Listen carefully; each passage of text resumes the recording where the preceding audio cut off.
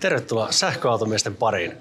Tässä jaksossa käsitellään aika jännää aihetta ja sen takia meillä on myöskin tässä mukana video. Meillä on mukana täällä Polestarilta Martin Österberg. Terve. Terve. Ilo olla mukana. Kiitos, että kutsuitte. Ollaan nimittäin Rovaniemellä ja käytiin tuossa aiemmin päivällä tutustumassa mihin? Meidän Snow Space autonäyttelytila, joka on siis pohjoisin Space-tila, mikä on tehty tänne Rovaniemelle. Se oli aika päräyttävä mesta. Kyseessä nimittäin semmoinen, voisiko sanoa lumikuutio, johon on sorvattu näyttelytila sisällä. Ja teillä on nyt tuossa ruudussa, teille jotka katsotte videona tätä, niin kuvaa, että minkälainen systeemi on kyseessä, mutta tämä on 12 metriä per sivu, eikö niin? Kyllä joo, 12 kuutometriä, eli 12 kertaa 12 ja 64 neliöä sisältä.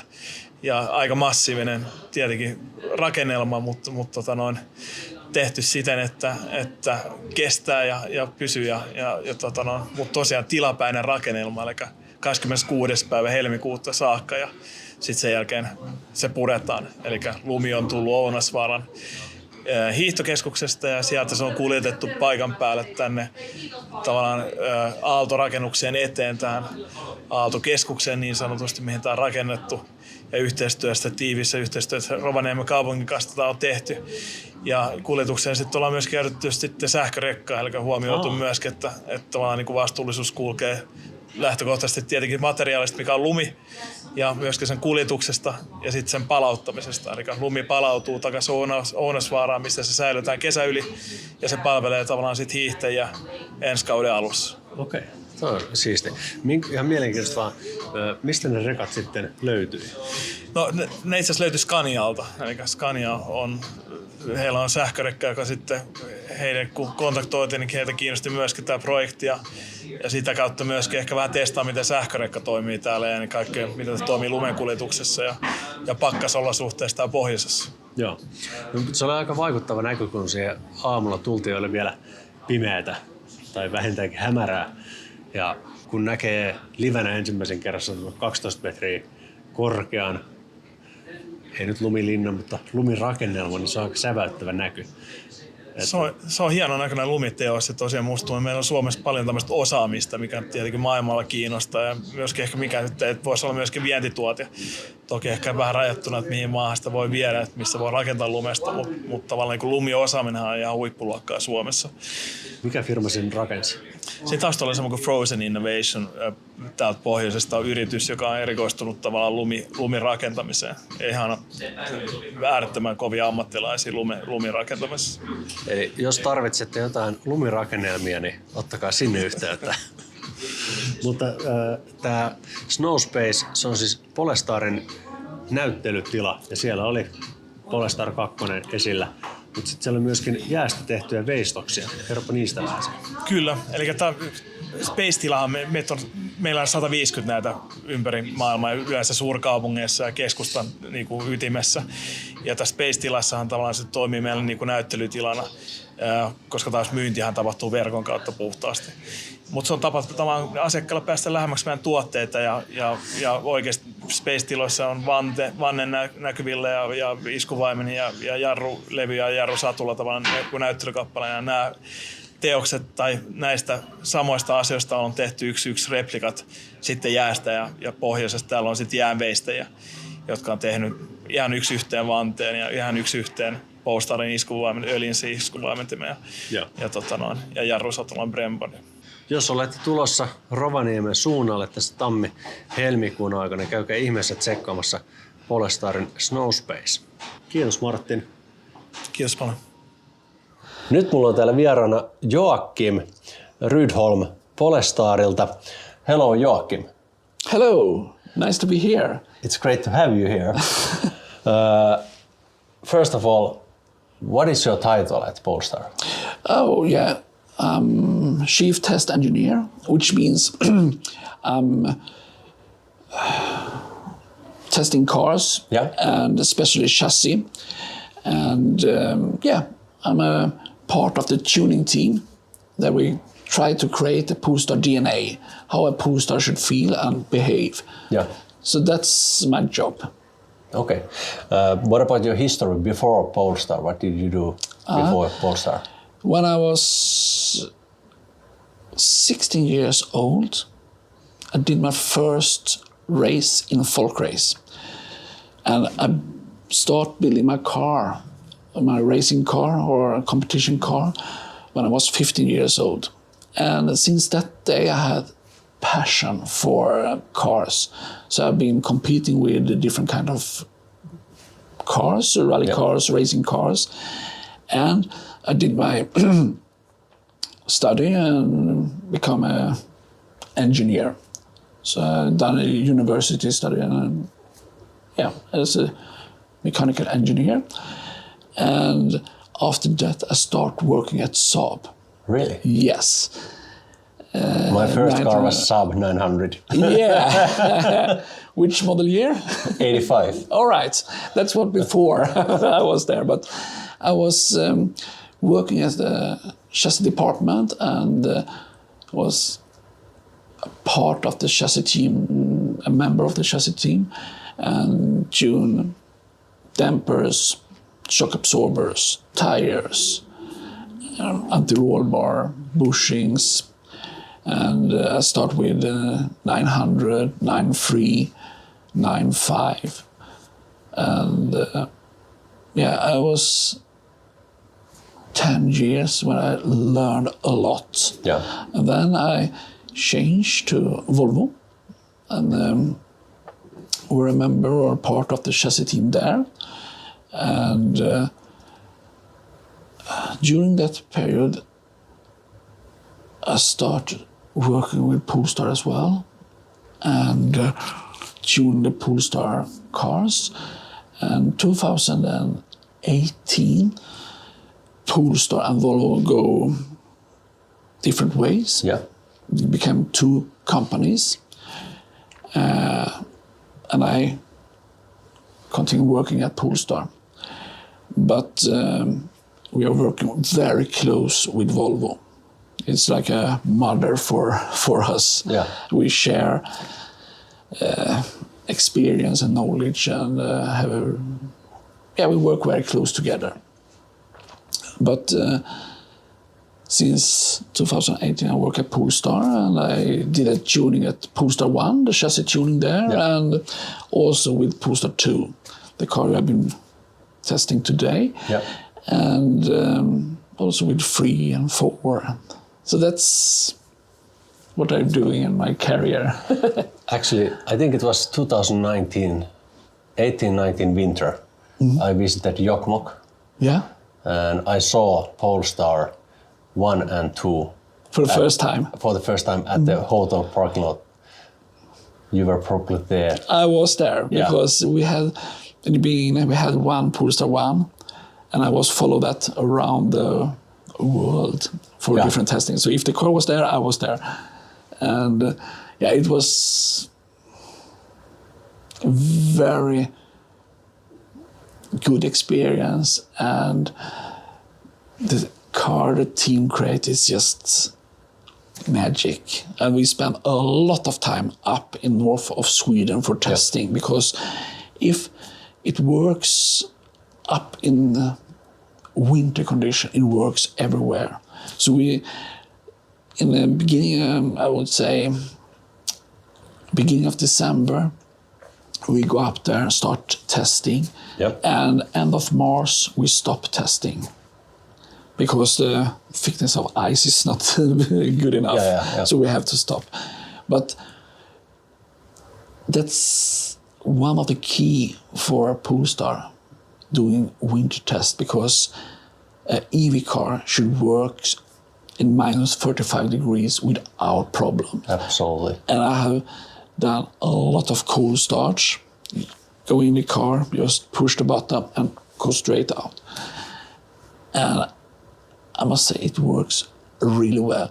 And in 2 minutes time, you have the front window clean, and you just continue driving, and the car is silent. Yeah.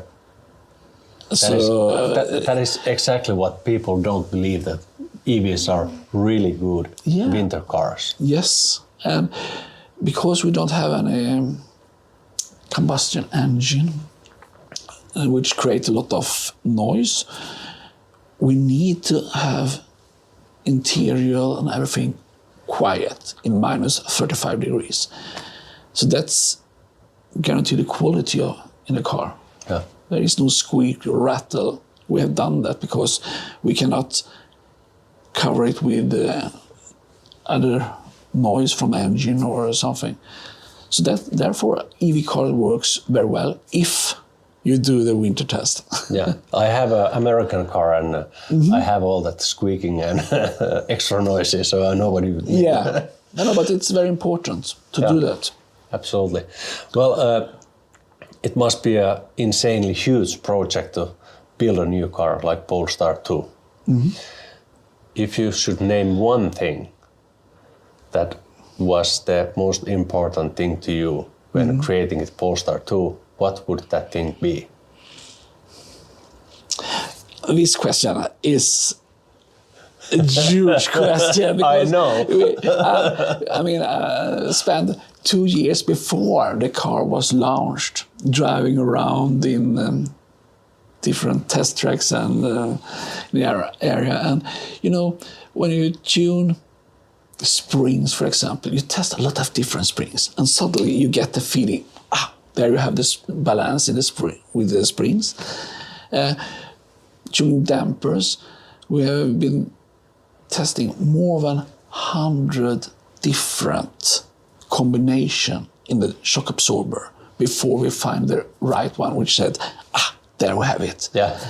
And tires, we've been working close together with the Continental for Polestar 2 and test a lot of different tires, and they have create new specification unique for Polestar, and we've done that for 1.5 years until we find the correct specification. And then all these components, I would say springs, shock absorber, bushings, anti-roll bar, come together to one piece, but you feel that I'm the driver and the car just is so easy to drive, and I feel the confidence in the car. That's the thing. So it's more like harmony in the car. That's what I'm really proud over, how easy it is to drive and fun to drive. Maybe you have noticed that during the day, that you drive and the car is just doing what you want. You don't need to fight with the car or against the car. You just sit relaxed, driving on ice with very low friction, but you feel, it feels much better when I should walk on the ice. I can just play. Yeah. So that feeling or balance, the harmony in the car, that's the thing I'm most proud over. Okay, I totally in this understand. project. Yeah, you do. That's good. Well, of course, there is no such thing as a perfect car. No. So, if you could change something or add something to Polestar 2, what would that be? That's part of my job as an engineer. Always try to find a new thing, a new touch. Try to create a good car even better. And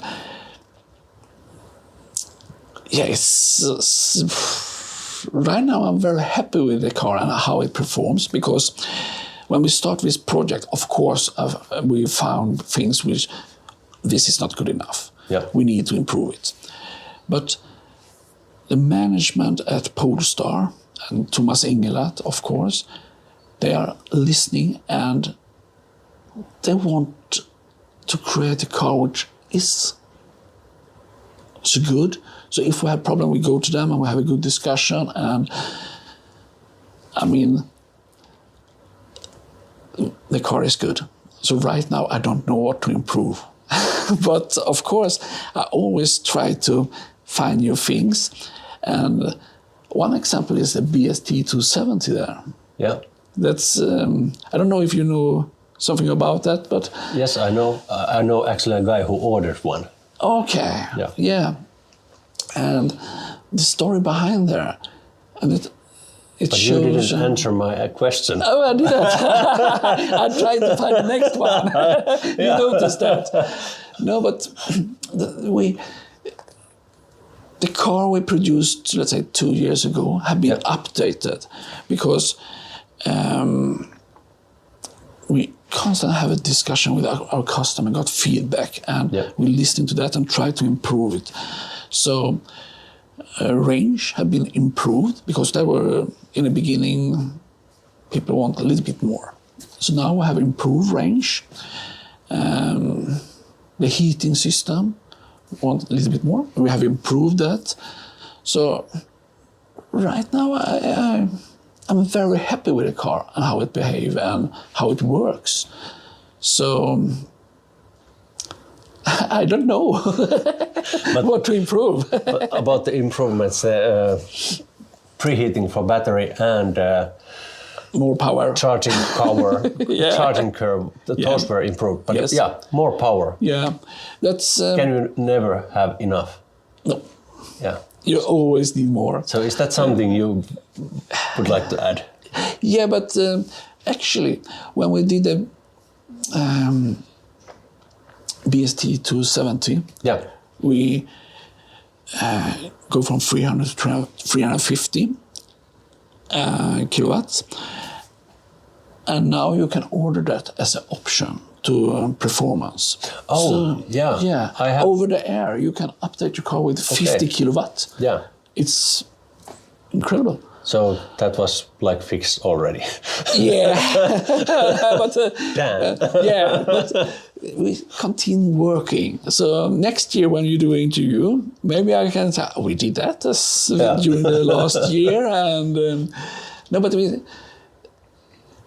at Polestar you're always trying to improve things and find new angle and new take on things. So it's constant improvement. But the car right now is working very well. But now you can tell me more about the BST 270. Yeah, but it's a nice story because it shows the way it works at Polestar. Because, as I said, I've been at many different companies, but at Polestar you're allowed to go outside the box, and this BST 270 is a sample of that. Thomas Ingelath, our CEO, he has, of course, a Polestar 2, but he wants to have a little bit special touch. So we lowered that 25 millimeters. We took front tires from Polestar 1. Yeah. So we increased the size to 21 inch, a little bit wider tires. We put on bigger brakes, stiffen up the chassis a little. And he was using this car as his company car, driving around in Gothenburg. And for Goodwood 2021, he said, we should have a special car, do something unique. So we create experimental car too. And that car was based on the work we have done in his car. Okay. So we put parts from his car and put it into the experimental 2 car and show it at Goodwood. And Goodwood is, I would say, probably Europe's biggest and best event. It starts 7 o'clock in the morning, ends 7 o'clock in the evening, so it's 12 hours. And people, they are there at 7 o'clock in the morning and talking about cars. And we parked the experimental 2 in our area, and people were stopping and looking at the car, discussing the car. The interest for that car was huge. When we were driving up the hill, people were watching and taking pictures. And the experience, the response we got from the audience was just put it in production. But no, this is one of the kind. It's a special parts and everything. But when we come back from Goodwood after vacation, Thomas said, put it in production. And then, okay, now I have to work. And we start working. Yeah. And 2022, 1 year after we showed the car in public. I drove it up the hill, and it was production car. Really? So we have now sold 270 cars with that specification. What's up with that number, 270? It's a good question, but you need to choose a number, because when you do a project like this, you need to know how many cars you should produce. So it could be 100, it could be 500, but we choose 270. It's Okay, yeah. fair enough. Yeah, but it's I think that's a good volume, and with the experience we have today, maybe we should take it and say 500, but we said 270, and now we have done 270. Okay. And they are sold out. Yeah, it happened quite fast. Yes, yes. But at the track I saw actually outside, there was some special Polestar 2 also. What was that? That's the experimental. Should we go outside and have a look?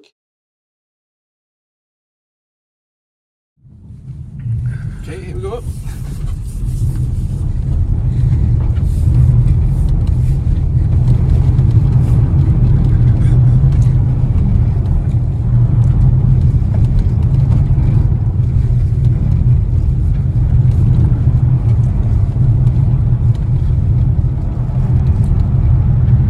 You see how easy I play with the car? Yeah.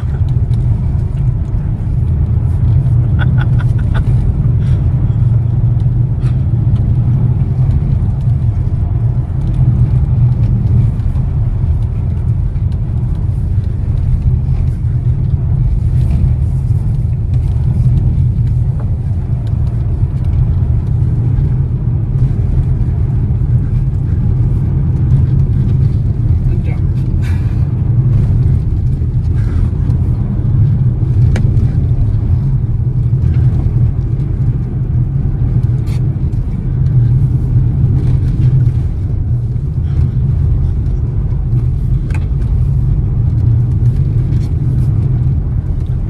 So you see, I just play with it and have just fun. Absolutely, yes. And that's the DNA of Polestar. Just drive like this. My cheeks are hurting because I'm smiling too much. Yeah, but I think if you have fun at work, you do a good job. Absolutely, yes. That's that works together. Yeah. That's so important to have that. Great, this was really fun, thank you. It's my pleasure. That's the reason we build with car, because we have fun. Yeah. And we have the spirit in the company to create things like this. Yeah. So here is Arctic Circle.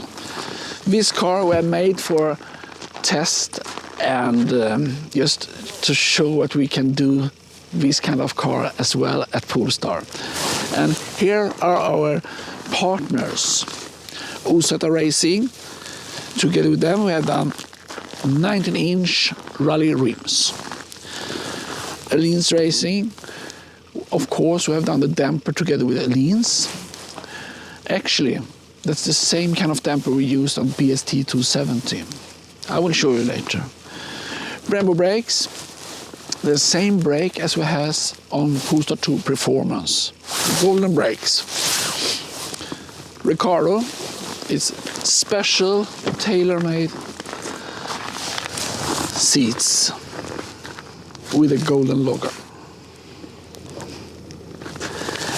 And here you have a special button for switching off all systems.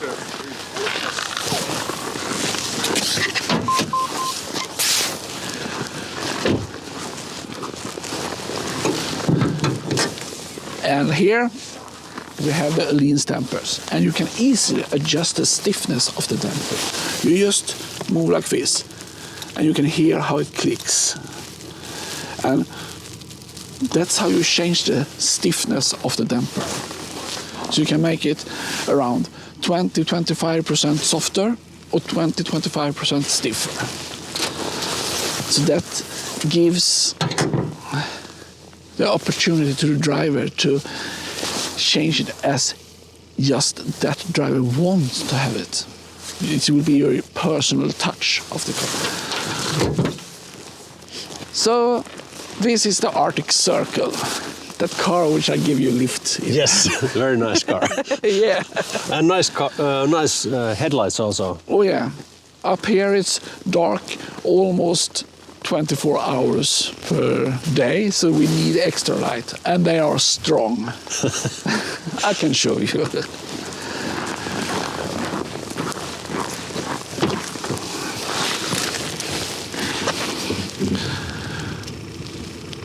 You see.